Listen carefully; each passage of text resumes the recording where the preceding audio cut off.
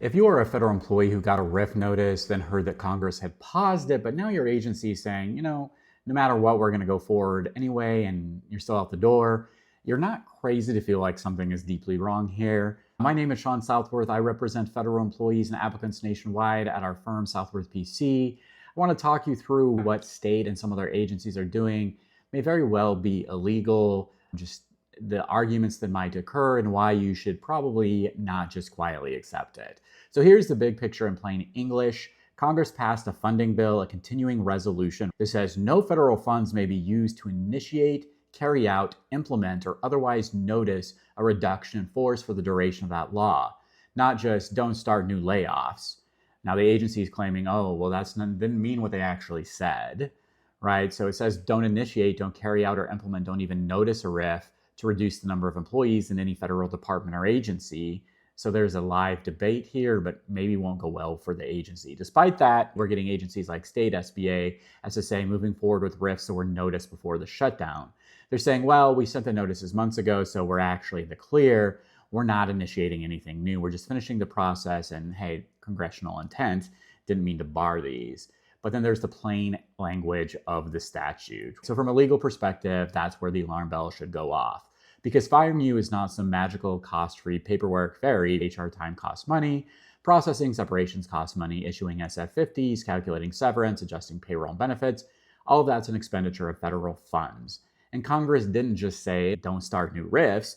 They said you can't use federal funds to carry out or implement them, period, during this window. So if Congress says, hey, we are freezing layoffs, agencies don't get to respond, well, we started hurting these people before the freeze, so we'll just keep going. Now, people might disagree here, but I don't think that's how appropriation law works, and agencies don't get to carve themselves an exception because it's convenient. On top of that, you've got the whiplash, people being told, hey, your RIF is canceled because of the CR, and then literally the next day being told, never mind, it's back on, ignore that last message, or being separated retroactively. This isn't just cruel, it's exactly the kind of chaos that shows the government itself isn't confident about the legality of what it's doing. You're also seeing unions like AFSA come out and say essentially the law is clear, this violates it, and we're going to court. When a statute's plain language says don't carry out or implement layoffs, and the agency says, hey, it's going to do it anyway because they understand what Congress really intended, that's exactly the moment I think where individual employees should be talking to counsel. Very few things are clear-cut in the law, but I do think it might be, if you're covered by this, talking to an attorney might be helpful. Now, I can't give you legal advice because I don't know about your specific situation. Definitely can't do that on social media. But if you're being separated under a RIF, it's moving forward during a statutory pause, there may be serious legal arguments that your separation is not in accordance with the law. Deadlines in the federal system are brutal. MSPB, Foreign Service Boards, grievances, EEO. If you wait until you're sure that it's illegal, you may have already missed your window to challenge it. So if this is hitting close to home, if you got a RIF notice, confusing follow-up email, hey, never mind, it's back on, or separation date during the moratorium, please, again, talk to someone, including maybe a qualified attorney who understands federal employee law. If you're interested in talking with our firm, feel free. You can go to our website. It's attorneysforfederalemployees.com, or we have a short redirect at fedlegalhelp.com/firm. You don't have to go through this alone, and you don't have to just accept your agency's interpretation of the law as the last word.